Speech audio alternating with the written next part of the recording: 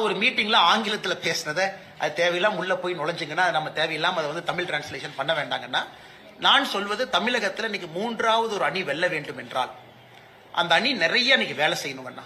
ஏன்னா மக்களை பொறுத்தவரை ஒரு தேர்டா ஒரு பார்ட்டி ஜெயிக்கணும் அப்படின்னா அது அவ்வளவு ஈஸி கிடையாதுங்கண்ணா. தமிழ்நாட்டில் அவ்வளவு ஈஸி கிடையாது. கேரளாவும் அதே தான். அப்ப நிறைய கிராஸ் ஓட்டிங் நடக்கும். ஏன்னா அந்தந்த கட்சிகள் அவங்கள ப்ரொடெக்ட் பண்ண பார்ப்பாங்க. அவங்க இடத்த விட்டு கொடுக்க வேண்டாம்னு நினைப்பாங்க. நம்பர் 2 இருந்தாலும் பரவாயில்ல, அந்த இடத்துக்கு இன்னொருத்தர் வரக்கூடாதுன்னு நினைப்பாங்க. அதெல்லாம் ஜனநாயகத்தை சகஜம் தான். இதுல நம்ம சீன்றக்கோ பொய் சொல்றக்கோ ஒண்ணு இல்லைங்கண்ணா. அந்த நம்பர் 3 டு நம்பர் 2 ஷிஃப்ட் ரொம்ப கஷ்டமான ஒரு வேலைங்கண்ணா. கேரளாவில் நாம் பார்த்து கொண்டிருக்கின்றோம். எத்தனை இடத்துல கிராஸ் ஓட் நடக்குது, பாரதிய ஜனதா கட்சி ஜெயிக்க கூடாதுன்னு. அதனால் இதையும் தாண்டித்தான் பாரதிய ஜனதா கட்சி ஜெயிக்க வேண்டும் என்கின்ற அர்த்தத்தில் சொன்னேன். இது ஒரு பொலிட்டிக்கல் அப்சர்வேஷனுங்கண்ணா. அந்த ரெண்டாவதா இருக்கிறவங்க செய்யணும். செஞ்சாதான் அவங்க ரெண்டாவதா இருக்க முடியும். ஒன்னாவதா இருக்கிறவங்க செஞ்சாதான் ஒன்னாவதா இருக்க முடியும்.